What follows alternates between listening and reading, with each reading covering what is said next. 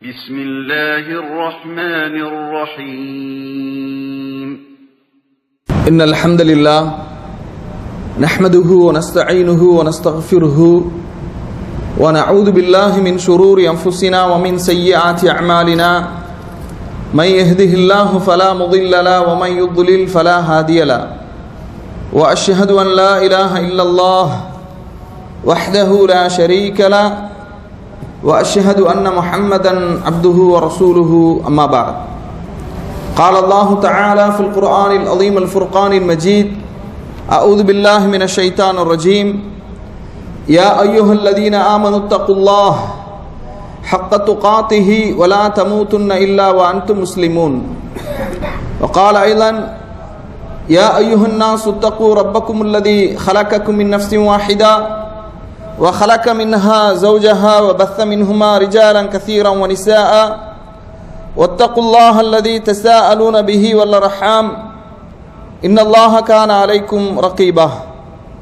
وقال أيضا يا أيها الذين آمنوا اتقوا الله وقولوا قولا سديدا يصلح لكم أعمالكم ويغفر لكم ذنوبكم ومن يطع الله ورسوله فقد فاز فوزا عظيما فإن أصدق الحديث كتاب الله وخير الهدي هدي محمد صلى الله عليه وسلم وشر الأمور محدثاتها وكل محدثة بدعة وكل بدعة ضلالة وكل ضلالة في النار اللهم صل على محمد وعلى آل محمد كما صليت على إبراهيم وعلى آل إبراهيم إنك حميد مجيد اللهم بارك على محمد وعلى آل محمد كما باركت على إبراهيم وعلى آل إبراهيم إنك حميد مجيد வார்த்தைகளில் சிறந்தது அல்லாஹ்வுடைய வார்த்தை என்றும் வழிகாட்டுதலில் சிறந்தது நபிகள் நாயகம் ஸல்லல்லாஹு அலைஹி வஸல்லம் அவர்களுடைய வழிகாட்டுதல் காரியங்களில் மிக மிக கெட்டது மார்க்கத்தில் புதிதாக ஏற்படுத்தப்பட்டவை மார்க்கத்தில் புதிதாக ஏற்படுத்தப்பட்ட ஒவ்வொன்றும் பித்அத்துகள் ஒவ்வொரு பித்அத்தும் வழிகேடுகள் அனைத்தும் நரகில் கொண்டு போய் சேர்க்கும் என்று நபிகள் நாயகம் ஸல்லல்லாஹு அலைஹி வஸல்லம் அவர்கள் மனித சமூகத்தை அச்சமூட்டி எச்சரிக்கை செய்ததை இந்த தருணத்தில் நினைவுபடுத்த நானும் கடமைப்பட்டிருக்கிறேன். கண்ணியத்திற்குரிய எல்லாமல்ல அல்லாஹுவின் நல்லடியார்களே, சகோதர சகோதரிகளே, முஹாசபத்துன் நஃப்ஸ், சுய பரிசோதனை, சுய விசாரணை என்ற தலைப்பின் கீழ் தொடர்ச்சியாக சில செய்திகளை குர்ஆன் சுன்னா ஒளியிலே நாம் அறிந்து வருகின்றோம். வணக்கம் சார்ந்த சுய பரிசோதனை, ஆரோக்கியம் சார்ந்த சுய விசாரணை, பொருளாதாரம் சார்ந்த சுய பரிசோதனை, சுய விசாரணை, அதுபோன்று இறுதியாக முஆமலாத், நம்முடைய பழக்க வழக்கங்களில் நாம் மேற்கொள்ள வேண்டிய சுய பரிசோதனை, சுய விசாரணை, இது சம்பந்தமாக மார்க்கம் நமக்கு என்ன வழிகாட்டுகின்றது என்பதைத்தான் இந்த உரையிலே நாம் அறிய இருக்கின்றோம். கண்ணியத்திற்குரிய சகோதரர்களே, பழக்க வழக்கங்கள் என்பது அது நாட்டுக்கு நாடு, மாநிலத்துக்கு மாநிலம், ஊருக்கு ஊர், மாவட்டத்திற்கு மாவட்டம் வேறுபடக்கூடியதாக இருக்கின்றது. உணவு பழக்க வழக்கங்களாக இருந்தாலும் சரி, அல்லது திருமணம் போன்ற நிகழ்வுகளாக இருந்தாலும் சரி, எல்லாவற்றிலும் ஒவ்வொரு மாநிலத்திற்கும், ஒவ்வொரு மாவட்டத்திற்கும், ஒவ்வொரு ஊருக்கும், ஒவ்வொரு நாட்டிற்கும் அந்த பழக்க வழக்கங்கள் வேறுபாடு இருப்பதை நாம் என்ன செய்கின்றோம், பார்க்கின்றோம். கண்ணியத்திற்குரிய சகோதரர்களே, இந்த முஆமலாத் பழக்க வழக்கங்களை இரண்டாக நாம் பிரிக்கின்றோம். ஒன்று சரியான பழக்க வழக்கங்கள், இன்னொன்று தவறான பழக்க வழக்கங்கள். எது சரியான பழக்க வழக்கங்கள் என்று சொன்னால், இஸ்லாம் எதையெல்லாம் ஆகுமாக்கி இருக்கின்றதோ அதை தடை செய்யாத வரை, எதையெல்லாம் தடை செய்திருக்கின்றதோ அதை ஆகுமாக்காத வரை அது சரியான பழக்க வழக்கம். விளங்குதா? இஸ்லாம் எதையெல்லாம் செய்வதற்கு நமக்கு அனுமதி அளித்திருக்கின்றதோ, எதையெல்லாம் செய்வதற்கு தடை செய்திருக்கிறதோ அது சரியான பழக்க வழக்கம். இஸ்லாம் எதையெல்லாம் நமக்கு தடுத்திருக்கின்றதோ அதை நாம் தடை செய்து கொள்ள வேண்டும், எதையெல்லாம் அனுமதித்திருக்கிறதோ அதை நாம் அனுமதியாக எடுத்துக்கொள்ள வேண்டும். கண்ணியத்திற்குரிய சகோதரர்களே,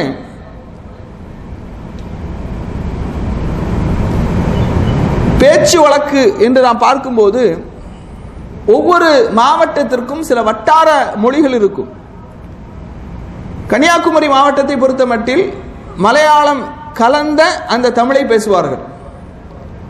கோயம்புத்தூர் மாவட்டத்தை பொறுத்த மட்டில் அது கொங்கு தமிழாக இருக்கும். இப்படி மாவட்டத்திற்கு மாவட்டம் அந்த மொழி நடைகள் வித்தியாசப்படுவதை என்ன செய்கின்றோம், பார்க்கின்றோம். விட்டுருங்க. இந்த மொழி நடைகளில் நாம் கவனிக்க வேண்டிய முக்கியமான அம்சம் என்னவென்றால், மரியாதையாக பேசுதல், மரியாதையான வார்த்தைகளை பயன்படுத்துதல் அப்படிங்கிறது ரொம்ப முக்கியமானது. கண்ணியமான மரியாதையான வார்த்தைகளை பயன்படுத்துதல் அப்படிங்கிறது ரொம்ப முக்கியமானது. சில மாவட்டத்தினுடைய அந்த பேச்சு வழக்கை நாம் பார்க்கும்போது அதில் மரியாதை இருக்காது. நீ வா போ அப்படிங்கிற மாதிரியான ஒருமையில் பேசக்கூடிய துணிகள் இருக்கும். சில மாவட்டத்தினுடைய வட்டார மொழிகளை பார்க்கும்போது அதில் மரியாதை இருக்கும். நீங்க வாங்க போங்க அப்படிங்கிற மாதிரியான ஒரு மரியாதை இருக்கும். அதுபோன்று நபி ஸல்லல்லாஹு அலைஹி வஸல்லம் அவர்கள் இந்த பேச்சு வழக்கு சம்பந்தமாக சொல்லக்கூடிய மிக முக்கியமான ஒரு உபதேசம் என்னவென்றால், மன்கான யோமின் பில்லாஹி வல் யோமில் ஆஹிர், அல்லாஹுவையும் மறுமை நாளையும் நம்பிக்கை கொள்ளக்கூடியவர்கள் ஃபல்யகுல் ஹைரா, அவர்கள் பேசினால் நல்லதை பேசட்டும், அவுலி யஸ்முத், அல்லது அமைதியாக இருக்கட்டும் என்று ரசூலுல்லாஹி ஸல்லல்லாஹு அலைஹி வஸல்லம் அவர்கள் என்ன செய்கின்றார்கள், சொல்லி காட்டுகின்றார்கள். கண்ணியத்திற்குரிய சகோதரர்களே, நாம சொன்ன இந்த திருமணம் இது நம்முடைய முஆமலாத் பழக்க வழக்கங்களில் ஒன்றாக கருதப்படுகிறது. இந்த திருமணத்தில் அனுமதிக்கப்பட்ட விஷயங்கள், தடை செய்யப்பட்ட விஷயங்கள், இதுல நாம கவனமாக இருக்க வேண்டும்.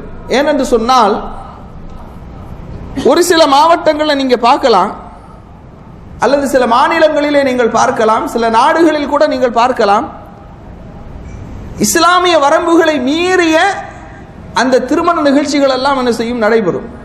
ஆண் பெண் கலப்பு, அதுபோன்று இசை கச்சேரிகள்,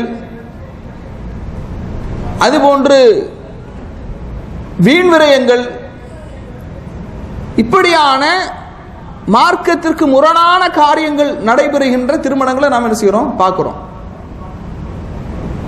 நம்மில் சிலர் என்ன செய்வாங்கன்னா, இது எங்களுடைய நாட்டு கலாச்சாரம், இது எங்களுடைய மாநிலத்தின் கலாச்சாரம், இது எங்களுடைய மாவட்டத்தின் பழக்க வழக்கம், இதெல்லாம் மாற்ற முடியாது அப்படின்னு சொல்லுவாங்க. இதுதான் மாற்றப்பட வேண்டும். இதுதான் சுய விசாரணைக்கு, சுய பரிசோதனைக்கு உட்படுத்தப்பட வேண்டும். நாம எதுக்கு முக்கியத்துவம் கொடுக்க வேண்டும் என்று சொன்னால், மார்க்கம் இதை அனுமதித்திருக்கிறதா, தடை செய்திருக்கிறதா, மார்க்கத்தில் இது கூடுமா கூடாதா, இதைத்தான் நாம் பார்க்க வேண்டுமே தவிர, இது எங்க மாவட்டத்தின் பழக்க வழக்கம், எங்க மாநிலத்தின் பழக்க வழக்கம், இப்படித்தான், இது ஒன்றும் செய்ய முடியாது, இந்த காலத்தில் இஸ்லாமெல்லாம் நீங்க பேசிட்டு இருக்க கூடாது என்று சொல்வதுதான் மிகப்பெரிய அபாயமான விஷயம் என்பதை நாம் புரிந்து கொள்ள வேண்டும். அதுபோன்று கண்ணியத்திற்குரிய சகோதரர்களே, சில ஊர்களில் நீங்க பார்த்தீங்கன்னா, திருமணம் செய்தால், பொதுவாக திருமணம் செய்தால் அந்த திருமண செலவு, அந்த பெண்ணினுடைய வீடு, இது எல்லாமே ஆணுக்குத்தான் அதற்குரிய செலவினங்களை, பொறுப்புகளை சுமப்பது ஆணாகத்தான் இருக்க முடியும், ஆணாகத்தான் இருக்க வேண்டும். அல்லாஹு தஆலா திருமறை குர்ஆன்ல சொல்றான், அர்-ரிஜாலு கவ்வாமூன அலா நிஸா, பெண்களை நிர்வகிப்பவர்கள் ஆண்கள் என்று அல்லாஹு தஆலா சொல்கின்றான். காரணம், அவர்களுக்கு அல்லாஹ் கொடுத்த பொருளாதாரத்திலிருந்து அவர்கள் செலவு செய்கின்றார்கள். ஆண்கள் செலவு செய்யக்கூடிய இடத்தில் இருக்க வேண்டும், பெண்கள் ஆண்களுடைய நிர்வாகத்தின் கீழ் இருக்க வேண்டும். சில ஊர்களில் திருமணமான உடனேயே வீட்டோட மாப்பிள்ளையாக ஆக்கி விடுவார்கள். உதாரணத்துக்கு, திருமணமான உடனேயே என்ன செஞ்சிருவாங்கன்னா, சில ஊர்களில் பெண் வீட்டிலே வீடு கட்டி கொடுப்பார்கள். பெண் வீட்டிலே கட்டி கொடுக்கக்கூடிய வீட்டில்தான் அந்த ஆண் மகன் வசிக்க வேண்டும். காயல்பட்டணம், கீழக்கரை போன்ற பகுதிகளில் இது ஆண்டாண்டு காலமாக நடைமுறையில் இருப்பதை பார்க்கின்றோம். இது மார்க்கம் அனுமதித்ததா, தடை செய்யப்பட்டதா என்று நாம் பார்க்கும்போது, ஒரு பெண்ணுக்கு பெண் வீட்டார் மனமுவந்து ஒரு வீட்டை அன்பளிப்பாக கொடுப்பது, எந்த விதமான சிரமமும் இல்லாமல், கடன் வாங்காமல் அன்பளிப்பாக கொடுப்பது என்பது அது மார்க்கம் தடை செய்யல. ஆனால் இன்றைக்கு அந்த ஊர்களில் என்ன நடைமுறை இருந்து வருகின்றது என்றால், கண்டிப்பாக குர்ஆன் சுன்னா பேசக்கூடியவர்களும் கூட இதிலே விதிவிலக்கு இல்லை. இதைத்தான் சுய பரிசோதனை, சுய விசாரணை செய்து கொள்ள வேண்டும் என்று சொல்கின்றோம். என்ன செய்யறாங்கன்னா, கஷ்டப்பட்டு தன்னுடைய பெண்மகளுக்காக வீட்டிற்கு அருகிலே நிலம் வாங்கி அல்லது வீட்டில் ஒரு பகுதியை இடித்து வீடு கட்டி கொடுக்கிறார்கள். இது அந்த ஊர்களில் இருக்குது. இது ஊர் நடைமுறை, ஊர் வளைமுறை, ஊரினுடைய பழக்க வழக்கம் என்று சொன்னாலும், இப்ப என்ன ஆகுது, ஏழையாக இருக்கக்கூடியவர்கள், வசதி இல்லாதவர்கள் இதை செய்ய வேண்டும் என்ற ஒரு நிர்பந்தத்திற்கு அவர்கள் தள்ளப்படுகின்றார்கள். இப்போ வட்டிக்கு கடன் வாங்குறாங்க. திருமணத்திற்காக, கண்ணியத்திற்குரிய சகோதரர்களே, சகோதரிகளே, எந்த ஒரு சமுதாயத்திலும் நீங்கள் பார்க்க முடியாது திருமணத்திற்காக கையேந்தக்கூடிய ஒரு நிலையை. நம்முடைய ஊர்களில் நம்ம பார்க்கிறோம். ஜும்மாவுடைய தொழுகை முடிந்தவுடன் சில வயதானவர்கள் எழுந்து என்ன செய்யறாங்கன்னா, என்னுடைய மகளுக்கு திருமணம் நடைபெற இருக்கிறது, உங்களால் இயன்ற பொருளாதார உதவிகளை செய்யுங்கள் என்று கையேந்தி அதன் மூலம் கிடைத்த வருவாயை வைத்து என்ன செய்யறாங்க, மாப்பிள்ளைக்கு வரதட்சணை கொடுக்கறாங்க, மாப்பிள்ளை கேட்கக்கூடிய வாகனங்களை வாங்கி கொடுக்கறாங்க, நகைகளை போடுறாங்க. இந்த மாதிரியான ஒரு கேவலம் வேறு எந்த சமுதாயத்திலும் நாம் என்ன செய்ய முடியாது, பார்க்க முடியாது. அப்ப இதை என்ன செய்யறோம், பார்க்கிறோம். இன்னைக்கு நீங்க சமீபமாக நீங்க பாருங்க, பத்திரிகை செய்தி ஊடகங்கள்ல தொடர்ச்சியாக வரதட்சணை கொடுமை என்பது நடைபெற்று கொண்டே இருக்கிறது. அதனால இது இந்த சமூகத்தில் இருந்து மாற்றப்பட வேண்டிய, குறிப்பாக முஸ்லிம் சமூகத்திடம், நாமெல்லாம் மாற்ற மதத்தவர்கள் வரதட்சணை கொடுமைக்கு உள்ளாக்கப்படுகிறார்கள், அது போன்ற பிரச்சனைகள் வழக்காடு மன்றங்களுக்கு வருது, அது விஷயம் அல்ல. ஆனால் அல்லாஹுவை நம்பிக்கை கொண்டவர்கள், மறுமையை நம்பிக்கை கொண்டவர்கள், அல்லாஹுடைய தூதரை முன்னுதாரணமாக ஏற்றுக்கொண்டவர்கள், வரதட்சணை வாங்கக்கூடாது, பெண்களுக்கு மகர் கொடுத்துதான் திருமணம் முடிக்க வேண்டும் என்று வழிகாட்டப்பட்ட மார்க்கத்தை உடையவர்கள் நம்மிலே பலர் இந்த தவறுகளை செய்கின்றதை என்ன செய்கின்றோம், பார்க்கின்றோம். அதனால இது நம்முடைய பழக்க வழக்கங்களில் சுய விசாரணை, சுய பரிசோதனை செய்து மாற்றப்பட வேண்டிய விஷயம் என்பதை கவனத்திலே கொள்ள வேண்டும். அடுத்து கண்ணியத்திற்குரிய சகோதரர்களே, இஹ்திலாத் பைனர் ரிஜாலி வன் நிசா, ஆண் பெண் கலப்பு என்பது திருமண வீடுகளாக இருந்தாலும் சரி, கல்லூரியாக இருந்தாலும் சரி, பள்ளிக்கூடங்களாக இருந்தாலும் சரி, இன்றைக்கு சர்வசாதாரணமாக மாறிவிட்ட ஒன்றாக பார்க்கின்றோம். இந்த ஆண் பெண் கலப்பு கூடாது, இது தவறானது, மார்க்கத்திற்கு முரணானது, இதிலே மனித சமூகத்திற்கு மிகப்பெரிய பாதிப்புகள் இருக்கின்றது என்று சொல்லும்போது இந்த வாதத்தை ஒரு அடிப்படைவாதமாக, பழமைவாதமாக பார்க்கின்றார்கள். ஆனால் நீங்க செய்தி ஊடகங்களிலே பாருங்கள், சமீபமாக தொடர்ந்து பெண்களுக்கு எதிரான பாலியல் வன்கொடுமைகள் தொடர்ந்து நடைபெறுவதை பார்க்கிறோம். அப்ப எங்கெல்லாம் இஸ்லாத்தினுடைய அந்த வழிகாட்டல்கள் மீறப்படுகின்றதோ, அந்த வழிகாட்டல்கள் புறக்கணிக்கப்படுகின்றதோ, அங்கெல்லாம் பிரச்சனை தான். கல்லூரிகளில் எடுத்துக்கொள்ளுங்கள், கல்லூரியில ஆண் பெண் கலப்பு, அதனால் பல பெண்கள் பாலியல் வன்கொடுமைக்கு ஆளாக்கப்படுகிறார்கள்.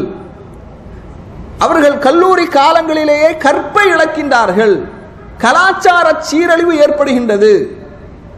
இதை நாம் என்ன செய்யறோம், பார்க்கிறோம்.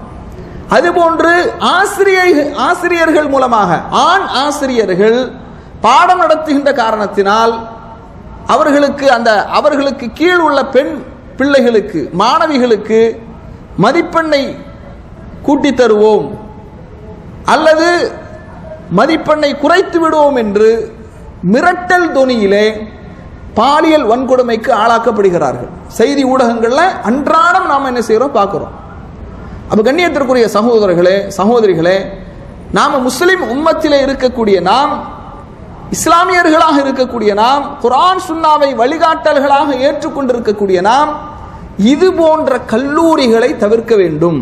நாம் என்ன பார்க்கிறோம் அப்படின்னா, எந்த பள்ளிக்கூடங்களில் ஒரு பிள்ளையை சேர்த்தால் அதிக மதிப்பெண் எடுப்பான், அதிக மதிப்பெண் எடுப்பாள் அப்படிங்கிறத மட்டும் நாம் கவனத்தில் வைக்கிறோம்.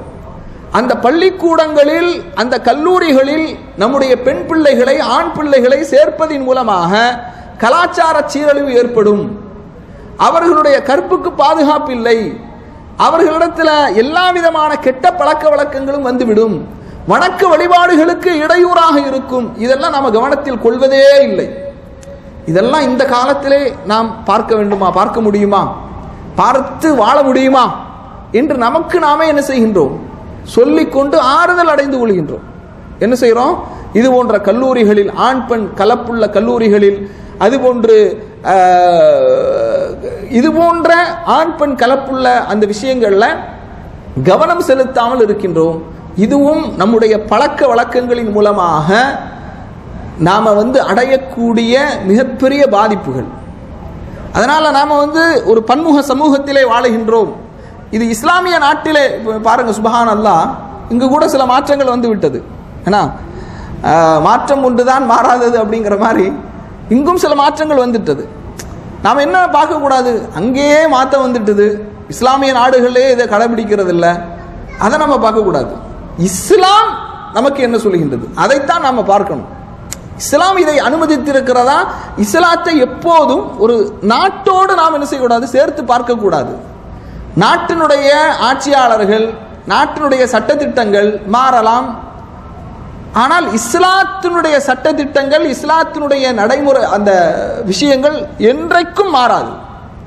நபி ஸல்லல்லாஹு அலைஹி வஸல்லம் அவர்களுடைய காலத்தில் எது கடைபிடிக்கப்பட்டு வந்ததோ அதுதான் எல்லா காலத்திற்கும். இது இந்த காலத்திற்கு பொருந்தாது என்று நாம சொன்னோம்னா மார்க்கத்தை நாம் குறை கூறுகின்றோம் என்று அர்த்தம். ஒரே ஒரு நிகழ்வை சொல்லுகின்றேன். கண்ணியத்திற்குரிய சகோதர சகோதரிகளே, நபி ஸல்லல்லாஹு அலைஹி வஸல்லம் அவர்களுடைய காலகட்டத்தில் பெண்கள், ஆண்கள் எல்லாம் அந்த தொழுகை முடிந்த உடனேயே கலைந்து செல்கின்றார்கள். கலைந்து சென்றவுடன் ஆணும் பெண்ணும் கலந்து செல்லுகின்ற அந்த நேரத்தில் ரசூல் ஸல்லல்லாஹு அலைஹி வஸல்லம் சொல்றாங்க, பெண்களே தாமதியுங்கள், தாமதியுங்கள், ஆண்களை நீங்கள் முந்தி செல்லாதீர்கள், ஆண்களோடு கலந்து விடாதீர்கள், தாமதியுங்கள், தாமதியுங்கள் என்று என்ன செய்யறாங்க, சொல்றாங்க. யோசிச்சு பாருங்க, சஹாபி பெண்மணிகளுக்கே அல்லாஹுடைய தூதர் அவர்கள் இப்படியான ஒரு வழிகாட்டல்களை செய்திருக்கிறாங்க அப்படின்னா நாமெல்லாம் ஏமாத்திரம். ஈமான்ல பலகீனமானவங்க, இபாதத்துல பலகீனமானவங்க இல்லையா? அல்லாஹுடைய தூதருடைய நேரடி கண்காணிப்பிலே வாழ்ந்தவர்கள், வளர்ந்தவர்கள் அவர்கள். அவர்களுக்கே அல்லாஹுடைய தூதர் அவர்கள் இப்படி சொல்றாங்களா, நாமெல்லாம் ஏமாத்திரம்.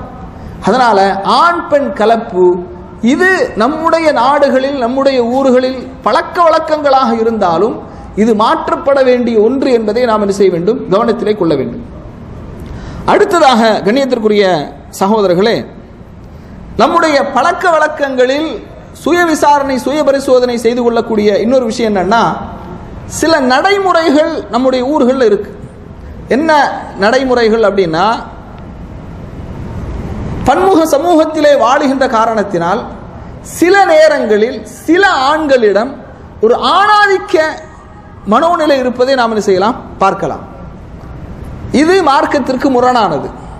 எந்த அளவுக்கு அப்படின்னா, சில பேர் என்ன செய்வாங்கன்னா, தன்னுடைய மனைவி பெயரை சொல்லி அழைப்பதை கூட அவர்கள் என்ன செய்ய மாட்டாங்க, விரும்ப மாட்டார்கள். என்ன கணவனை, அது பொதுவாக இது எங்களுடைய மாவட்டத்தில், எங்களுடைய ஊரில் உள்ள பழக்க வழக்கம் அப்படிம்பாங்க. பெயர் சொல்லி மனைவி கணவனுடைய பெயரை சொல்லி அழைப்பது மார்க் அடிப்படையில் இது கூடுமா கூடாதா? கூடுமா கூடாதா? கூடும். நீங்க இங்க பாருங்க, எல்லாரும் அவங்கவுங்க மனைவிமார்கள் என்ன செய்வாங்க, அரப்ஸ் கணவன்மாரனுடைய பெயரை சொல்லி கூப்பிடுவார்கள், அல்லது பிள்ளையினுடைய பெயரோடு அபு அப்துல்லா, அபு அப்பாத் அப்படி என்ன செய்வாங்க, கூப்பிடுவாங்க. அதனால பெயரை சொல்லி கூப்பிடுவது, அழைப்பது என்பது தடை செய்யப்பட்ட ஒன்றல்ல, அனுமதிக்கப்பட்ட ஒன்று. ஆனா நாம என்ன செய்யறோம், இதை ஒரு மரியாதை குறைவாக என்ன செய்யறோம், பார்க்கிறோம். அதுபோன்று இங்க அரப்ஸ் பத்திரிகையெல்லாம் நீங்க இப்போ கல்ஃப் நியூஸ் அதெல்லாம் வாசிப்பீங்க இல்லையா? ஏதாவது ஒரு செய்தியில மாமியார் மருமகள் சண்டை அப்படின்னு படிச்சிருக்கீங்களா? இங்கெல்லாம் அதுக்கு வாய்ப்பே இல்லை. ஆனா ஊர்ல பாருங்க, இன்றைக்கு கூட ஒரு காணொளி காட்சியில பார்க்க முடிஞ்சது, மாமியார் மருமகள் சண்டைன்னா சண்டை, அந்த மாதிரியான சண்டை. நம்ம கண்ணியத்திற்குரியவர்களே, நம்முடைய நாடுகளுடைய, நம்முடைய மாவட்டங்களுடைய, நம்முடைய ஊருடைய பழக்க வழக்கங்கள் நாம் பார்க்க வேண்டிய விஷயம் என்னன்னா, அது மார்க்கம் அனுமதித்திருக்கிறதா தடை செய்திருக்கிறதா அப்படிங்கிறத மட்டும்தான் நாம் என்ன செய்யணும், பார்க்க வேண்டும். அடுத்து நபி ஸல்லல்லாஹு அலைஹி வஸல்லம் அவங்க சொல்றாங்க, மா நஹைத்துக்கும் அன்ஹு ஃபஜ்தனிபூஹு வமா அமர்துக்கும் பிஹி ஃபஃஅலு மின்ஹு மஸ்ததஅதும். நான் உங்களுக்கு எதையெல்லாம் கட்டளையிடுகின்றேனோ, அதாவது மா நஹைத்துக்கும் அன்ஹு ஃபஜ்தனிபூஹு, நான் எதையெல்லாம் உங்களுக்கு தடை செய்திருக்கிறேனோ அதை விட்டு நீங்கள் தவிர்ந்து கொள்ளுங்கள். வமா அமர்துக்கும் பிஹி ஃபஃஅலு மின்ஹு மஸ்ததஅதும், நான் உங்களுக்கு எதையெல்லாம் கட்டளையிட்டு இருக்கின்றேனோ அதை இயன்ற அளவுக்கு செய்யுங்கள் என்று ரசூலுல்லாஹி ஸல்லல்லாஹு அலைஹி வஸல்லம் அவங்க சொல்றாங்க. எப்படி? கட்டளையிட்டதை இயன்ற அளவுக்கு நீங்கள் நிறைவேற்றுங்கள், தடை செய்ததை முற்றிலுமாக தவிர்த்து கொள்ளுங்கள் நபி ஸல்லல்லாஹு அலைஹி வஸல்லம் அவர்கள் சொல்கின்றார்கள். அடுத்து சொல்றாங்க, ஃபைன்னமா அஹ்லக்கல்லதீன மின் கப்லிக்கும் கஸரத்து மஸாயிலிஹிம் வக்திலாஃபுஹும் அலா அன்பியாஇஹிம். உங்களுக்கு முன்னால் வாழ்ந்த சமூக மக்கள் அவர்கள் அதிகமாக கேள்வி கேட்ட காரணத்தினாலும், வக்திலாஃபிஹிம் அலா அன்பியாஇஹிம், இறை தூதர்களிடம் அதிகமாக கேள்வி கேட்டதாலும் அவர்களோடு கருத்து முரண்பாடு கொண்டதாலும் அழிந்தார்கள் அப்படிங்கிறாங்க. அதனால எதையெல்லாம் மார்க்கம் நமக்கு அனுமதித்ததோ அதை நாம் செய்ய வேண்டும், எதையெல்லாம் தடை செய்ததோ அதை விட்டு முற்றிலுமாக நாம் தவிர்த்திருக்க வேண்டும். இது நம்முடைய வாழ்க்கையில இதை நாம் செய்கின்றோமா? இந்த ஆண் பெண் கலப்பு, இந்த விஷயங்கள்ல நாம கிளியரா இருக்கிறோமா? குறிப்பாக கணவனுடைய சகோதரன், கணவனுடைய சகோதரி, நாம என்னதான் உறவு முறைகளை வைத்துக் கொண்டாலும் அந்நிய ஆண் தான். கணவனுடைய சகோதரன் ஒரு பெண்ணுக்கு அந்நிய ஆண், மனைவியினுடைய சகோதரி ஒரு ஆணுக்கு அந்நிய பெண். அவ இந்த விஷயங்கள்ல நம்முடைய ஊர்களில், சில ஊர்களில் இது நல்லா கடைபிடிக்கிறாங்க, ஃபாலோ பண்றாங்க. ஆனா சில ஊர்களில் இது கடைபிடிப்பதில்லை. மச்சான் குழந்தையாருன்னு சொல்லி என்ன செய்யறாங்க, இரட்டை வார்த்தைகளில், இரட்டை அர்த்தங்களில் பேசுவது, கிண்டல் செய்வது, கேலி செய்வது, இதெல்லாம் நாளடைவில் ஒரு வெட்க உணர்வு இல்லாமல் தவறான பாதையின் பக்கம் இட்டு செல்லக்கூடியதாக இருக்கின்றது என்பதையும் நாம் புரிந்து கொள்ள வேண்டும். அடுத்து கண்ணியத்திற்குரிய சகோதரர்களே, பழக்க வழக்கங்களில் நாம் சுய பரிசோதனை, சுய விசாரணை செய்து கொள்ள வேண்டிய விஷயம் என்னன்னா, இந்த ஆடை கலாச்சாரம், ஆடை கலாச்சாரத்தில் நம்முடைய வளர்ந்து வருகின்ற பிள்ளைகள் எப்படி வளர்ந்து வருகின்றார்கள்? இன்னைக்கு பாருங்க, சுப்ஹானல்லாஹ், சில தொலைக்காட்சி நிகழ்ச்சிகள்ல ஆணை போன்று நாங்கள் ஆடை அணிவதனால் என்ன வந்து விட்டது, ஆணுக்கு பெண் நிகர் என்ற இந்த சடைவாத தத்துவம் இன்றைக்கு மக்களிடத்தில் அதிகமாக ஊடுருவி, நாங்களும் ஆண்களை போன்றவர்கள் தான், அதுல எந்த விதத்திலும் நாங்கள் சளைத்தவர்கள் அல்ல. உண்மையிலேயே அல்லாஹு தஆலா பெண்ணுக்கு சில பலகீனங்களை கொடுத்திருக்கிறான். உடல் ரீதியாகவும் பலகீனம் இருக்கிறது, அறிவு ரீதியாகவும் பலகீனம் இருக்கிறது. ஆனா இவங்க என்ன செய்யறாங்க, ஆணுக்கு பெண் நிகர் என்ற இந்த சடைவாத தத்துவத்துல என்ன செய்யறாங்க, நாங்களும் ஆண்களை போன்று ஆடை அணிவோம். அப்ப பெண்ணுக்கே உரித்தான அந்த வெட்கம், அந்த வெட்க உணர்வு அது இன்றைக்கு இல்லாமல் ஆகிவிட்டதை என்ன செய்கின்றோம், பார்க்கின்றோம். இந்த விஷயத்துல நாம் சுய விசாரணை, சுய பரிசோதனை செய்து கொள்ள வேண்டும். நம்முடைய குடும்பத்துல இந்த ஒரு சிந்தனை தாக்கம் இருக்குதா அப்படிங்கிறத நாம் என்ன செய்ய வேண்டும், பார்க்க வேண்டும். அதுபோன்று ஆணை போன்று பாவனை செய்வது, பெண்ணை போன்று பாவனை செய்வது. நபி ஸல்லல்லாஹு அலைஹி வஸல்லம் லஅன ரசூலுல்லாஹி ஸல்லல்லாஹு அலைஹி வஸல்லம் அல் முத்தஷப்பிஹீன மினர் ரிஜாலி பின் நிசா வல் முத்தஷப்பிஹாதி மினன் நிசாஇ வர் ரிஜால். ஆணை போன்று பாவனை செய்கின்ற பெண்களையும் பெண்ணை போன்று பாவனை செய்கின்ற ஆண்களையும் அல்லாஹுடைய தூதர் அவர்கள் சபித்திருக்கின்றார்கள் என்று அல்லாஹுடைய தூதர் அவர்கள் சொல்றாங்க. அல்லாஹு தஆலா, அல்லாஹுடைய தூதர் அவர்கள் சபித்திருக்கிறார்கள். அதுபோன்று நபி ஸல்லல்லாஹு அலைஹி வஸல்லம் அவங்க சொல்றாங்க, சின்ஃபானி மின் அஹ்லின் நார், இரண்டு கூட்டத்தார்கள் நரகவாசிகள், லம் அரஹுமா, அந்த இரண்டு கூட்டத்தார்களையும் நான் பார்க்கவில்லை, அவங்க இனிமே வருவாங்க அப்படிங்கிறாங்க. கௌமுன் ஒரு கூட்டம், மஅஹும் சியாத்துன் கஅذنாபில் பக்கரி யضربون بها الناس. கௌமுன் ஒரு கூட்டம், மஅஹும் சியாத்துன் அவர்களிடத்திலே சாட்டைகள் இருக்கும், கஅذنாபில் பக்கர், சியாத்துன் கஅذنாபில் பக்கர் மாடுகளின் வாள்களை போன்ற சாட்டைகளை வைத்திருப்பார்கள். யضربون بها الناس அதை கொண்டு மக்களை அடித்து துன்புறுத்துவார்கள். இன்னைக்கு நாம் என்ன செய்யறோம்? ஆட்சியாளர்கள் காவல்துறைகளை ஏவிவிட்டு மக்களின் மீது அடக்குமுறை செய்வதை என்ன செய்கின்றோம்? கண்கூடாக பார்க்கின்றோம். அடுத்து ரசூலுல்லாஹ் சொல்றாங்க, வனிசாஉன் காசியாத்துன் ஆரியாத்துன் மாயிலாத்துன் முமீலாத்துன். சில பெண்கள் அவர்களும் நரகத்திற்குரியவர்கள். அவங்க யாரு? காசியாத்துன் ஆரியாத்துன் மாயிலாத்துன் முமீலாத்துன். ஆடை அணிந்திருந்தும் நிர்வாணமாக இருப்பார்கள், சாய்ந்து சாய்ந்து நடப்பார்கள், பிறரையும் தன் பக்கம் சாய வைப்பார்கள். ஒரு ஊசஹுன்ன கஅஸ்னிமத்தில் புக்தில் மாயிலா, அவர்களுடைய தலையின் கொண்டைகள் இருக்கின்றதே அது ஒட்டகத்தின் திமில்களை போன்றிருக்கும். லா யதுகுல்னல் ஜன்னஹ், சொர்க்கத்திலே அவர்கள் நுழைய மாட்டார்கள். வலா யஜிதுன ரிஹஹா இன்ன ரிஹஹா லா யூஜது மின் மஸீரத்தி கதா வ கதா. சொர்க்கத்தில் நுழைவதல்ல, சொர்க்கத்தின் வாடையை கூட அவர்கள் நுகர மாட்டார்கள். நாம சுய பரிசோதனை செய்து கொள்ள வேண்டும். இந்த நிலையில் நம்முடைய குடும்ப பெண்கள், நம்முடைய சமூகத்தின் பெண்கள் இருக்கிறாங்களா இல்லையா? அவர்கள் ஹிஜாபை எந்த அளவுக்கு பேணுகின்றார்கள்? கண்ணியத்திற்குரிய சகோதரர்களே, ஒரு வருத்தமான விஷயம் என்ன தெரியுமா? இங்கே ஹிஜாபை பேணக்கூடிய பல சகோதரிகள் வெளிநாட்டில் ஹிஜாபை பேணுவார்கள், முகத்தை மறைப்பார்கள். முகம் மறைக்கிறது கூடுமா கூடாதா கருத்து வேறுபாடுள்ள அந்த விஷயத்திற்கு நான் வரவில்லை. இங்கு ஹிஜாபை அணிந்திருப்பார்கள், ஆனா ஊர்ல என்ன செய்யறது இல்ல? ஹிஜாபை அணிவதில்லை, ஹிஜாபை பேணுவதில்லை. அதுபோன்று திருமணத்திற்கு முன்னால் ஒரு பெண் ஹிஜாபை பேணக்கூடிய ஒரு பெண்ணாக இருந்திருப்பாள். அந்நிய ஆண்களுக்கு முன்னிலையில் வருவதற்கே கூச்சப்படக்கூடிய ஒரு பெண்ணாக இருந்திருப்பாள். அந்த பெண்ணை திருமண நாள்ல என்ன செய்யறதுன்னா, அவர்களுக்கு சேலையை கட்டிவிட்டு நகைகளை அணிய வைத்து பூவை வைத்து மேடையில் என்ன செய்யறாங்க? உட்கார வைக்கிறாங்க. காட்சி பொருளாக, என்னை பார் என் அழகை பார் என்று காட்சி பொருளாக்கப்படுகின்றார்கள் மணப்பெண்கள். இது மார்க்கத்தில் கூடுமா? அனுமதிக்கப்பட்டதா? யோசிச்சு பாருங்க. இந்த தவறு நமது குடும்பங்களில், நமது சமூகத்திலே நடைபெறுகின்றது என்றால் நாம் சுய விசாரணை செய்து கொள்ள வேண்டும், சுய பரிசோதனை செய்து கொள்ள வேண்டும். இந்த தவறான பழக்க வழக்கம் மாற்றப்பட வேண்டும்.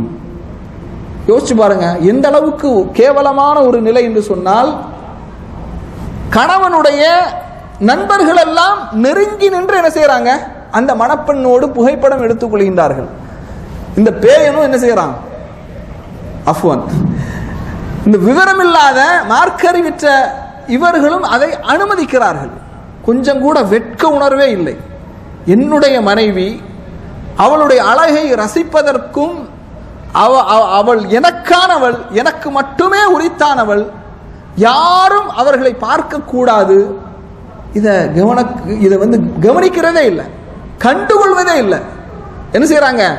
அதுவரைக்கும் திருமணத்திற்கு முன்னால் வரை ஹிஜாபை அணிந்திருந்து அந்நிய ஆண்களுக்கு முன்னிலையில் வருவதற்கே வெட்கப்படுகின்ற பெண்ணை திருமண நாள் என்று என்ன செய்யறாங்க?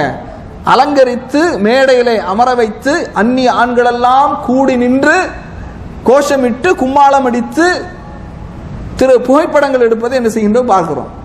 இதுல ரொம்ப கொடுமையான விஷயம் என்னன்னா, இப்போ ஒரு நடைமுறை வருகின்றது, திருமணத்திற்கு முன்பாகவோ அல்லது திருமணத்திற்கு பின்பாகவோ. அதுக்கு என்ன சொல்லுவாங்க ஆங்கிலத்தில்?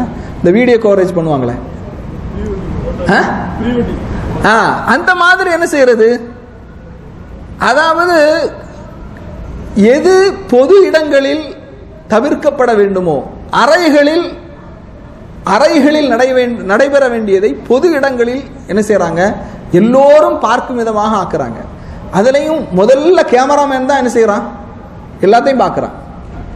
இவ்வளவு அசிங்கமான ஒரு விஷயம். அப்ப இது எங்களுடைய நாட்டோடு அல்லது மாநிலத்தோடு மாவட்டத்தோடு ஊர் பழக்க வழக்கம் என்றிருந்தாலும் மார்க்கம் அனுமதித்திருக்கிறதா இல்லையா என்ற சுய பரிசோதனை செய்து இந்த தவறுகள் களையப்பட வேண்டும். இதையும் நாம் கவனத்திலே கொள்ள வேண்டும். அடுத்ததாக கண்ணியத்திற்குரிய சகோதரர்களே, அப்ப கல்வி, நாம ஒரு பிள்ளைய ஸ்கூல்ல சேர்க்க போறோம் அப்படின்னா பெரிய முசீபத். இங்க என்ன செய்யுது, ஆண் பெண், சுப்ஹானல்லாஹ், ஆண் பெண் கலப்புக்குத்தான் அதிகமான மக்கள் எதிர்ப்பை தெரிவிக்க வேண்டும். ஆனா பாருங்க, சில பள்ளிக்கூடங்கள்ல ஆண் பெண் கலந்து படிப்பதில் எங்களுக்கு எந்த விதமான ஆட்சேபனையும் இல்லை, தாராளமாக அவங்க படிக்கட்டும். ஆண் பெண் கலந்து படிக்க கூடாது, பெண்கள் மாத்திரம்தான் படிக்க வேண்டும், ஆண்கள் மாத்திரம்தான் படிக்க வேண்டும், இதற்கு ஆதரவான மக்கள் குறைவாக இருக்கிறாங்க. அப்ப யாருக்கும் தன்னுடைய பிள்ளைகளுடைய கற்பொழுக்கம் அது அவங்களுக்கு பெரிய விஷயமாக இல்லை. நாகரீக உலகத்தில் இதெல்லாம் ஒரு பழமைவாதமாக, அடிப்படைவாதமாக பார்க்கப்படுகிறது. இது ஒரு விஷயம். அதுபோன்ற கண்ணியத்திற்குரியவர்களை, விளையாட்டு போட்டிகள் என்று வரும்போது நம்முடைய ஊர்களில் இஸ்லாமிய சமூகத்தை சார்ந்தவர்கள் ஏதாவது விளையாட்டுத் துறையிலே அவர்கள் வெற்றி பெற்று விட்டால் அல்லது சாதனை புரிந்து விட்டால் நாம என்ன செய்யறோம்னா, முஸ்லிம் சமூகத்தை சார்ந்தவர் சாதித்து விட்டார் என்ற கோணத்தில் மட்டும்தான் பார்க்கறாங்க. அந்த விளையாட்டு மார்க்கத்திலே அனுமதிக்கப்பட்டதா தடை செய்யப்பட்டதா அதை பார்க்கறதே இல்லை. செஸ், லுடோ, கேரம் போர்டு, இது போன்ற சதுரங்க விளையாட்டுகள், இதுல ஒரு முஸ்லாமிய சமுதாயத்தை சார்ந்த ஒருவர் வெற்றி பெற்று விட்டால், சாதித்து விட்டால், மக்கள் எல்லாம் என்ன செய்யறாங்க, பாராட்டுறாங்க, புகழ்றாங்க. யாராவது ஒருத்தர் இது மார்க்கம் தடை செய்யப்பட்ட விளையாட்டு என்றால் அப்படின்னு யாராவது ஒருத்தர் அதுக்கு கவுண்டர் பண்ணா, இவர்களெல்லாம் இந்த உலகத்திலே வாழ தகுதியற்றவர்கள் சொல்றாங்க. இவங்கெல்லாம் இந்த உலகத்திலே வாழ தகுதி இல்லாதவங்க, நாகரிக, இவர்களை போன்ற முல்லாக்களினால்தான் முஸ்லிம் சமூகத்திற்கு மிகப்பெரிய பின்னடைவு அப்படின்னு எழுதுறத, பேசுறத என்ன செய்யறோம், பார்க்கிறோம். அதுபோன்ற கண்ணியத்திற்குரியவர்களை, சில பெண்கள் விளையாட்டு போட்டிகளில் அவர்களை களமிறக்க, ஓட்டப்பந்தயம் அல்லது ஏதாவது ஒரு விளையாட்டுல களமிறக்கப்பட்டு அவர்கள் அதிலே சாதித்து விட்டால் நம்முடைய சமுதாய மக்கள் பாராட்டுறாங்க. மாஷா அல்லாஹ், தபாரக் அல்லாஹ்.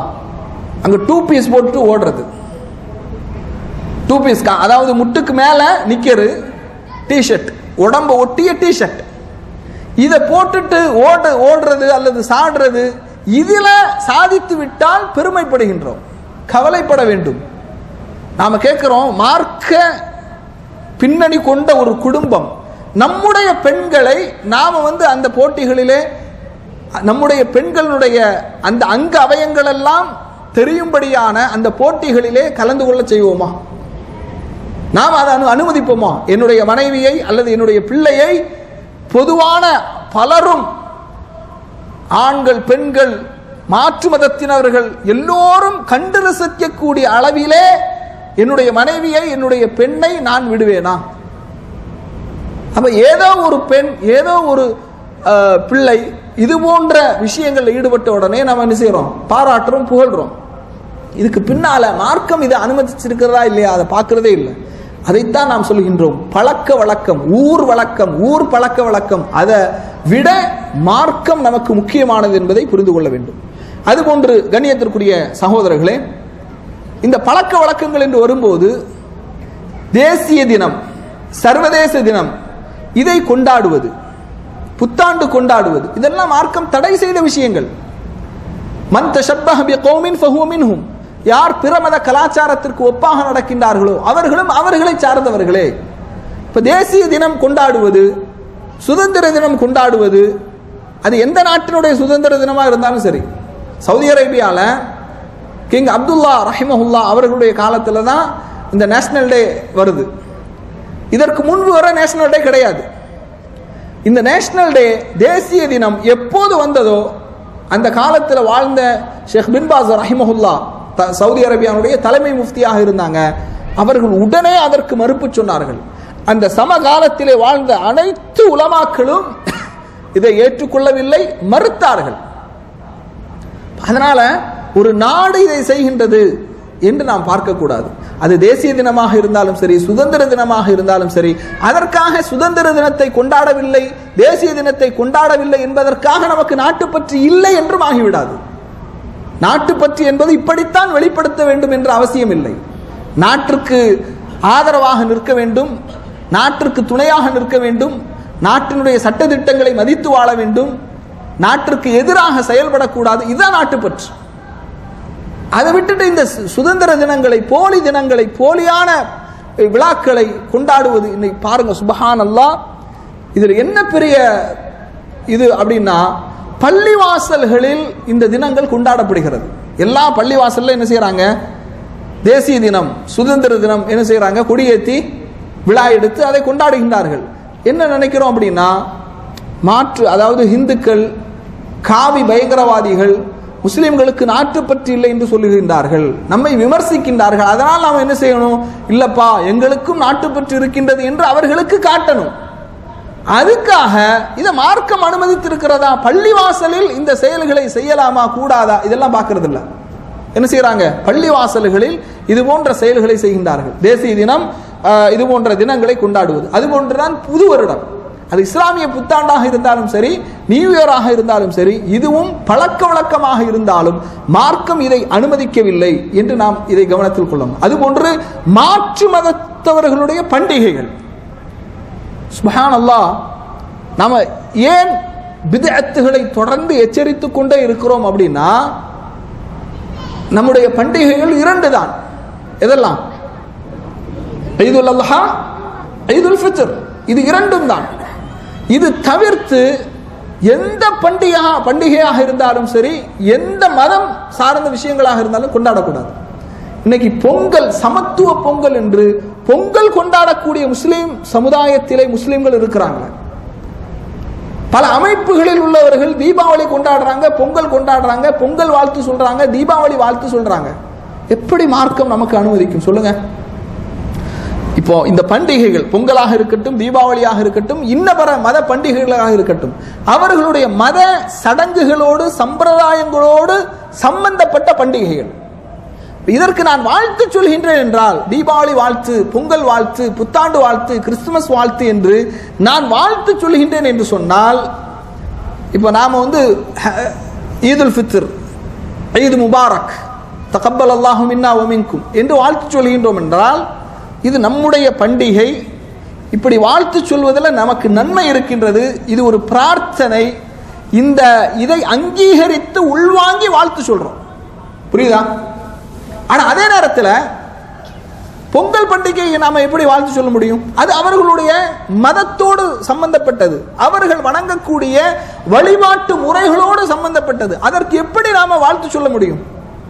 இன்னா புராஉ மின்கும் வ மிம்மா தஅபுதூன மின் தூனில்லாஹ் وكفرنا بكم وبدا بيننا وبينكم العداوة والبغضاء حتى تؤمنوا بالله وحده. இப்ராஹிம் அலைஹிஸ்ஸலாத்து வஸ்ஸலாம் அவங்க சொல்றாங்க, இன்னா புராஉ மின்கும், உங்களை விட்டும் நான் விலகிக் கொண்டேன், ஒதுங்கிக் கொண்டேன். வமிம்மா தஅபுதூன மின் தூனில்லாஹ், அல்லாஹ்வை விடுத்து நீங்கள் யாரையெல்லாம் வணங்கிக் கொண்டிருக்கின்றீர்களோ அந்த வணக்க வழிபாடுகளை விட்டும் நான் விலகிக் கொண்டேன். வகஃபர்னா பிக்கும், உங்களை நான் நிராகரித்து விட்டேன். வபதா பைனனா வ பைனகுமுல் அதாவத வல் பக்தா, உங்களுக்கும் எங்களுக்கும் மத்தியில் குரோதமும் பகைமையும் ஏற்பட்டு விட்டது. ஹத்தா துமினு பில்லாஹி வஹ்தா, அல்லாஹ் ஒருவனை மட்டும் நீங்கள் ஈமான் கொள்ளுகின்ற வரை உங்களுக்கும் எங்களுக்கும் மத்தியில் பகைமையும் குரோதமும் ஏற்பட்டு விட்டது. இப்ராஹிம் அலைஹிஸ்ஸலாத்து வஸ்ஸலாம் அவர்களுடைய கொள்கை. இந்த இப்ராஹிம் அலைஹிஸ்ஸலாம் அவங்களை தான் நீங்கள் முன்மாதிரியாக எடுத்துக்கொள்ளுங்கள் என்று அல்லாஹ் தஆலா குர்ஆன்ல நபிக்கு வழிகாட்டுகின்றான், மூமின்களுக்கு வழிகாட்டுகின்றான். அப்படியானால் நாம் எப்படி இந்த பண்டிகைகளை வாழ்த்த முடியும்? அல்லாஹ்வுக்கு இணை வைக்கக்கூடிய காரியங்கள், மார்க்கத்திற்கு விரோதமான செயல்கள், இதை எப்படி நம்ம சொல்லலாம்? சில பேர் அரசியலுக்காக அல்லது அந்த மக்களுடைய எதிர்ப்பை, ஆதரவை பெறுவதற்காக சும்மா வெறும் வாயளவிலே நாம் சொல்லுகின்றோம். இதுதான் முர்ஜியாக்களுடைய கொள்கை. முர்ஜியாக்களுடைய கொள்கை என்ன அப்படின்னா, அதாவது வாயளவில் ஒருவர் குஃப்ரான காரியங்களை சொல்லிவிட்டால், செய்துவிட்டால், அல்லது செயலளவிலே ஒருவர் குஃப்ரான காரியங்களை செய்துவிட்டால், சொல்லிவிட்டால், அவருடைய ஈமானுக்கு எந்த பாதிப்பும் ஏற்படாது அப்படி நம்பக்கூடியவங்க தான் முர்ஜியாக்கள். இன்னைக்கு பொங்கல் கொண்டாடுறாங்க, தீபாவளி கொண்டாடுறாங்க, அல்லது கோயிலிலே சென்று வழிபாடு செய்கின்றார்கள் அல்லது தர்காக்களிலே சென்று கொடியேற்றுகின்றார்கள், அந்த தர்காக்களுடைய அந்த வழிபாடுகளிலே ஈடுபடுகின்றார்கள். சில மக்கள் நினைக்கிறாங்க, உள்ளத்தளவில் நான் ஏகத்துவவாதி, உள்ளத்தளவில் நான் தௌஹீதை ஏற்றுக்கொண்டவன். இது வெறுமனே நிர்வாக ரீதியாக நாம செய்யக்கூடிய ஒரு செயல். நான் நிர்வாகியாக இருக்கிறேன், அதனால இந்த செயலை செய்கிறேன். நான் ஆட்சித்தலை, அதாவது மாவட்ட ஆட்சியாளராக இருக்கிறேன், அதனால இந்த செயலை செய்கிறேன். மாற்று மதத்தவர்கள் என்ன அழைக்கிறாங்க, இன்வைட் பண்ணி இருக்கிறாங்க, அவர்களுக்கு மதிப்பளித்து இதை செய்கின்றேன். ஆனால் என்னுடைய கொள்கையை நான் விட்டுவிடவில்லை, நான் இஸ்லாத்தில் தான் இருக்கின்றேன், என்னுடைய மனதிலே ஏகத்துவம் இருக்கின்றது என்று ஒருவர் வாதிட்டாலும் அவர் செய்கின்ற செயலின் காரணமாக, அவர் சொல்லுகின்ற வார்த்தையின் காரணமாக கொள்கையில் இருந்து வெளியே போயிடுவார். இதுதான் முர்ஜியாக்களுடைய கொள்கை. முர்ஜியாக்களுடைய கொள்கை என்ன அப்படின்னா, செய்யக்கூடிய செயலுக்கும் சொல்லுக்கும், அதாவது உள்ளத்துக்கும் சம்பந்தம் இல்லை. உள்ளத்தில் ஈமான் இருந்தால் போதும், ஒருவன் செய்கின்ற எந்த செயலினாலும் அவனுடைய ஈமான் பாதிக்காது, அதுல பாதிப்பு வராது என்று நம்புகின்றவர்கள் தான் முர்ஜியாக்கள். அஹ்லுஸ் சுன்னத் வல் ஜமாஅத்துடைய கொள்கை என்ன? சொல்லும் செயலும் இஅ்திகாத், நம்பிக்கையும் ஒன்றாக இருக்க வேண்டும். எது என்னுடைய நம்பிக்கையோ இஅ்திகாதோ அதுதான் என்னுடைய செயலிலே பிரதிபலிக்க வேண்டும், என்னுடைய சொல்லிலே பிரதிபலிக்க வேண்டும். அதனால இதையும் நாம் என்ன செய்யணும், கவனத்தில் கொள்ள வேண்டும். மாற்று மத பண்டிகைகள், பிறந்த நாள் கொண்டாட்டங்கள், கண்ணியத்திற்குரிய சகோதரர்களே, பிறந்த நாள் கொண்டாட்டங்கள் கொண்டாடக்கூடியவர்கள், அவங்க நபி ஸல்லல்லாஹு அலைஹி வஸல்லம் உங்களுக்கு பிறந்த நாள் கொண்டாடலாமா? கொண்டாடக்கூடாது. அப்ப அவர்களுக்கு பிறந்த நாள் கொண்டாடக்கூடாது, உன் பிள்ளைக்கு நீ பிறந்த நாள் கொண்டாடுவியா? புரியுதா இல்லையா? அப்ப கண்ணியத்திற்குரிய சகோதரர்களே, இது போன்ற பிறந்த நாள் கொண்டாட்டங்கள் இதெல்லாம் பழக்க வழக்கங்கள் ரீதியான விஷயங்களாக இருந்தாலும் இதையெல்லாம் நாம் சாதாரணமாக விஷயங்களாக கடந்து சென்று விட முடியாது. சுய பரிசோதனை செய்ய வேண்டும். இதிலெல்லாம் நாம் மார்க்கத்திற்கு முரணான பிறந்த நாள் கொண்டாட்டங்கள், புத்தாண்டு விழாக்கள், இது போன்ற பண்டிகைகள் இதிலெல்லாம் நாம் பங்கெடுக்கிறோம் அப்படின்னா மார்க்கத்திலே நமக்கு குறைவு இருக்கின்றது, நம்முடைய ஈமானிலே குறைவு இருக்கின்றது என்பதை நாம் கவனத்திலே கொள்ள வேண்டும். கண்ணியத்திற்குரிய சகோதரர்களே, நபி ஸல்லல்லாஹு அலைஹி வஸல்லம் அவங்க சொன்னாங்க, லதத்தபிஉன்ன சனன மன் கான கப்லக்கும் ஷிப்ரன் பிஷிப்ரின் வதிராஅன் பிதிராஇன் ஹத்தா லவ் சலகு ஹுஜுர ரப்பின் லசலக்துமூஹு. நபி ஸல்லல்லாஹு அலைஹி வஸல்லம் அவங்க சொன்னாங்க, உங்களுக்கு முன்னால் வாழ்ந்த யூத கிறிஸ்தவர்களை போன்று அவர்களுடைய வழிமுறையை நீங்கள் ஜானுக்கு ஜான் முளத்திற்கு முளம் பின்பற்றுவீர்கள். எந்த அளவுக்கு அப்படின்னா, அவர்கள் உடும்பு புந்திலே நுழைந்தாலும் நீங்களும் நுழைவீர்கள். சஹாபாக்கள் கேட்கிறாங்க, யா ரசூலல்லாஹ், அல் யஹூது வன் நஸாரா, யூத நஸாராக்களையா நீங்கள் சொல்கின்றீர்கள்? கால ஃபமன், வேறு யார் என்று கேட்கிறாங்க.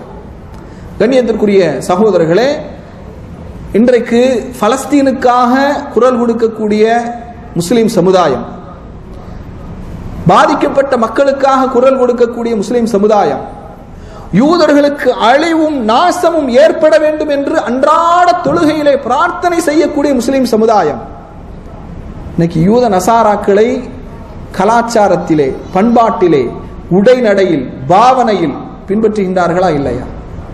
உண்மையிலேயே நம்முடைய எதிர்ப்பு உண்மையானதாக இருந்தால் நம்முடைய வாழ்க்கையிலும் யூத நசாராக்களுக்கு எதிராகத்தான் நம்முடைய செயல்கள், சொல், செயல், அங்கீகாரம், பழக்க வழக்கங்கள் அனைத்தும் பிரதிபலிக்க வேண்டும். யூத நசாராக்களுக்கு எதிராக நாம் பிரார்த்தனை செய்கின்றோம், ஆனால் யூத நசாராக்களுடைய செயலை இந்த சமுதாயம் செய்து கொண்டிருக்கிறது. நபி ஸல்லல்லாஹு அலைஹி வஸல்லம் சொன்னார்கள், லஅனல்லாஹுல் யஹூத வன் நஸாரா இத்தகது குபூர் அன்பியாஹிம் மசாஜிதா. யூதர்களையும் நசாராக்களையும் அல்லாஹ் சபிப்பானாக, அவர்கள் தங்களுடைய நபிமார்களின் அடக்கத்தலங்களை வணக்கத்தலங்களாக எடுத்துக்கொண்டார்கள். அதனால கண்ணியத்திற்குரிய சகோதரர்களே, பிற மத சமூகத்தோடு, கலாச்சாரங்களோடு நாம் ஒத்துப்போக கூடாது. நமக்கென்று ஒரு தனி கலாச்சாரம் இருக்கின்றது, பண்பாடு இருக்கின்றது, பழக்க வழக்கம் இருக்கின்றது, வழிகாட்டல்கள் இருக்கின்றது. நாம எல்லா சமூகத்தையும் விட தனித்துவம் வாய்ந்தவர்களாக இந்த உலகத்துல நாம் வாழ வேண்டும். அதனால கண்ணியத்திற்குரிய சகோதரர்களே, இதையும் நாம் கவனத்திலே கொள்ள வேண்டும். நாம் ஏன் இதெல்லாம் நம்முடைய இஸ்லாத்துல பழக்க வழக்கங்களில் ஏற்படக்கூடிய தவறுகள் என்பதை நாம் என்ன செய்ய வேண்டும், அறிந்து கொள்ள வேண்டும். அடுத்து கண்ணியத்திற்குரிய சகோதரர்களே, அப்போ நாம் இதுவரைக்கும் அதாவது இந்த சுய பரிசோதனை சுய விசாரணை என்ற தலைப்பின் கீழே அதாவது வணக்க வழிபாடுகளில், ஆரோக்கியத்தில், பொருளாதாரத்தில், பழக்க வழக்கங்களில் நாம் சுய பரிசோதனை செய்து கொள்ள வேண்டும், சுய விசாரணை செய்து கொள்ள வேண்டும் என்ற விஷயங்களில் குர்ஆன் சுன்னா ஒளியில் நாம் சில தகவல்களை அறிந்திருக்கிறோம். கண்ணியத்திற்குரிய சகோதரர்களே, நாம் ஹிஜ்ரி ஆண்டினுடைய ஆரம்ப துவக்கத்திலே நாம் இருக்கின்றோம். கண்டிப்பாக இன்ஷா அல்லாஹ் வரக்கூடிய வருடங்களில் நாம் ஒரு திட்டமிட்ட ஒரு வாழ்க்கையோடு, ஒரு திட்டமிட்ட முறைப்படுத்தப்பட்ட ஒரு வாழ்க்கையோடு நம்முடைய வாழ்க்கையை நாம் அமைத்துக் கொள்ள வேண்டும். குறிப்பாக கல்வி ரீதியாக நாம் அப்டேட்டாக, கல்வி ரீதியாக அதிகம் நாம் நம்மை தயார் செய்த ஒரு சமுதாயமாக இருக்க வேண்டும். ஏன்னா கல்விதான் வழிகேடு எது, நேர்வழி எது என்பதற்கான அளவுகோல். யாரிடத்தில் கல்வி இல்லையோ அவர்களிடத்தில் ஆத்திஃபியத் வந்துடும். ஆத்திஃபியத் என்று சொன்னால் உணர்வு பூர்வமாக உணர்வுக்கும் அடிமையாகி விடுவார்கள். உணர்வுக்கும் உணர்ச்சிக்கும் அடிமையாகும் பட்சத்தில் கல்வி இல்லாமல் வெறும் உணர்வு ரீதியாக மட்டுமே இந்த சமுதாயம் செயல்பட்டது என்றால் எது சத்தியம், எது அசத்தியம், எது சரி, எது தவறு என்று பிரித்தறிவிக்க முடியாத ஒரு சூழல் ஏற்பட்டுவிடும். அதனால மிக முக்கியமாக கல்வி ரீதியாக நாம் என்ன செய்யணும், நாம் முன்னேற வேண்டும். அல்லாஹு தஆலா இதுவரைக்கும் நாம் இந்த தலைப்பின் கீழ் என்னென்ன செய்திகளை அறிந்து கொண்டோமோ அதை உங்களுடைய வாழ்க்கையிலும் என்னுடைய வாழ்க்கையிலும் பின்பற்றி வாழக்கூடிய நல்ல மக்களாக அல்லாஹு தஆலா நம் அனைவரையும் ஆக்கிடுவானாக என்று கூறி நிறைவு செய்கிறேன். வாஹிர் தஅவானா அனில் ஹம்துலில்லாஹி ரப்பில் ஆலமீன்.